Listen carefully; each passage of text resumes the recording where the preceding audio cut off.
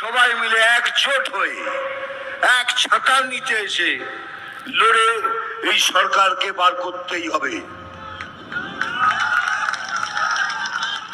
আমি এমনকি আমাদের কার্যবাহী নেতাদের বলছি, যদি কারোর সাথে কারোর কোনো কিছু মনোমালিন্য থাকে তাহলে ইলেকশন অবধি দয়া করে সেটা মিটিয়ে নিন, আর এক ছাতার নিচে এসে সবাই মিলে লড়ুন।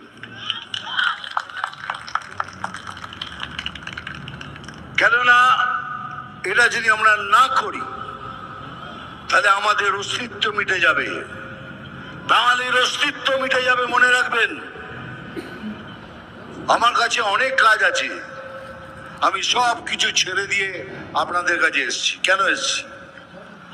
হিরোগিরি করতে। আজ 50 বছর ধরে হিরোগিরি করছি। আবার কি হিরোগিরি করা কি আছে? কিন্তু আমি এসেছি আপনাদের সাথে দেখা করতে, আপনাদের সাথে কথা বলতে, কেন আপনারা আমার ভাই বোন, মানে যা ইচ্ছে দান দেবেন। আমি আপনাদের মতো একজন, আপনাদের কাছে এসেছি কথা বলার জন্য, আপনাদের বোঝাবার জন্য। এই জন্য আমি সবাইকে অনুরোধ করছি, যদি কমিউনিস্ট পার্টির মধ্যেও কেউ হিন্দু থাকেন, যদি হিন্দুত্বকে বিশ্বাস করেন, আপনারাও আসুন। কংগ্রেসকেও বলছি, আপনারাও আসুন।